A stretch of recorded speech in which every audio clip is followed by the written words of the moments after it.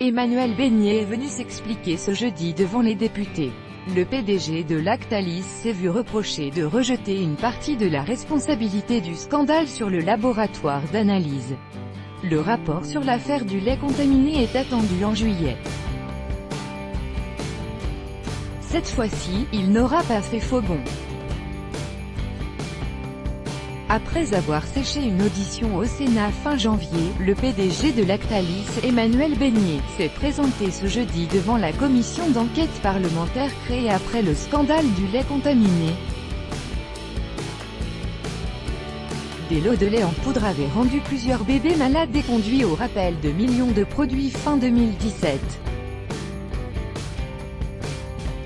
Le discret patron du géant mondial de l'agroalimentaire, 80 000 salariés, avait pourtant tout tenté pour ne pas avoir à répondre. Fin avril, ses avocats avaient écrit un courrier à la ministre de la Justice pour demander, en vain, l'interruption des travaux des parlementaires, le temps que la procédure pénale arrive à son terme.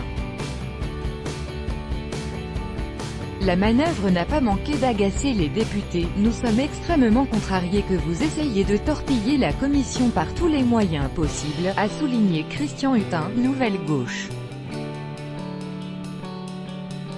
Des lots négatifs, puis positifs dans une ambiance parfois tendue, les députés ont cherché à mieux comprendre le déroulé de la crise et les dysfonctionnements de l'usine de Cran, Mayenne, à la fin de l'année dernière.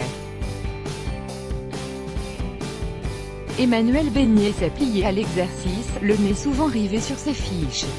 Il a rappelé qu'avant décembre 2017, aucune poudre de lait infantile l'entreprise n'avait été contrôlée positive à la salmonelle. Pourtant, une contre-analyse lancée après la crise a révélé la présence de 62 lots positifs parmi des produits déjà testés auparavant. Il est évident que si un résultat positif avait été communiqué avant le 1er décembre, aucun produit n'aurait été mis sur le marché. La crise aurait ainsi pu être évitée, a affirmé Emmanuel Beignet, laissant entendre que le laboratoire externe chargé des analyses serait en partie responsable de la situation.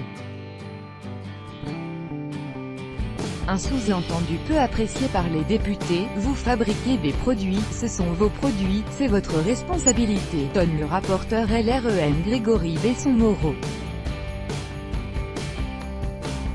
Didier Legac, l'REM, lui emboîte le pas, c'est vous, Lactalis, le donneur d'ordre, c'est vous qui payez le laboratoire. D'après une information d'Europe 1, le groupe aurait d'ailleurs bénéficié avant 2017 d'un traitement de faveur d'un ancien laboratoire. Ce dernier refaisait les tests jusqu'à ce qu'ils soient satisfaisants.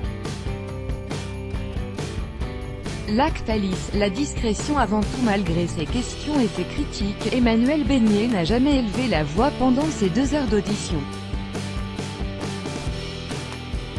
Notre groupe est un groupe discret, je l'assume et c'est lié à ma personnalité. Certains veulent transformer cette discrétion en opacité, c'est une grave erreur, a-t-il déclaré pour justifier son quasi-silence médiatique. Il ne s'est exprimé publiquement qu'à 3 reprises.